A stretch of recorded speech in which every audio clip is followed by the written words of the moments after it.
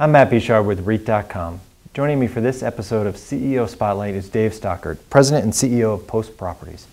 So Dave, your company exceeded most analysts' expectations in its third quarter results. How much credit do you give to that for your concentration on Class A assets in the Sunbelt region? Well, I think that it's a combination, our performance is a combination of being in the Sunbelt markets, which tend to do relatively well coming out of a recession, making a lot of jobs, low cost of doing business there, low cost of housing, right to work states typically, they're attractive places for people to do and grow business. And then being located in town infill locations within those cities, which is very appealing to our customer base. Our customer is a young professional, 29, 30 years old, pretty well heeled, good income, and wants to be in town where the action is. And as the housing market, the single-family housing market, begins to improve and fundamentals shift in that area, what do you do as a multifamily owner to maintain the momentum that the sector has built up? Well, we're doing a number of things. We can't really do much about the fact that if somebody gets married, starts thinking about having kids, thinks about a school system, they're going to be likely to move into a single-family home, and we wish them the best. And that's not something that we're going to provide for them. But in the meantime, we're going to take care of them with great service. People are tending today to delay that decision a little more for a variety of reasons that a lot of people know about.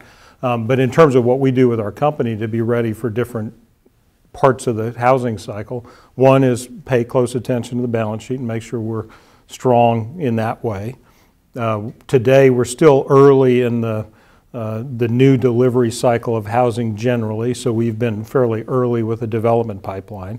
We should deliver those units at an attractive time in the cycle with good rent prospects and good occupancy prospects. So that's something that hopefully will propel the growth of our company, even though some of the fundamentals are going to start to not go negative, but the growth rate is going to inevitably slow down a little.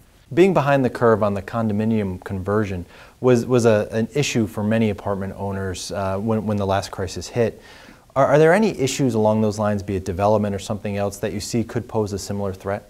I think as an industry, we're a lot smarter about thinking about our business in the totality of the housing market generally.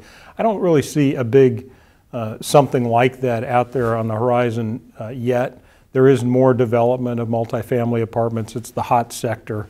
We're going to overbuild certain submarkets, but I don't think it's going to be such that it sort of ruins everything more broadly across the board. We're not to that point. The rest of the housing market has been very slow to recover. I think it's going to continue to be fairly slow to recover. I think some of the biggest issues that I worry about are really things that are not specific to real estate, but it's just how do we solve some of the big fiscal issues that we've got to deal with in this country. If we reform taxes, what does that look like? Does it make renting relatively more or less attractive to owning? Big issues out there like that are pretty, at least for me, a little hard to understand until we get more clarity out of our political leadership. Dave, thank you so much for joining us. Appreciate your time. For more on this and other REIT news and analysis, be sure to visit REIT.com.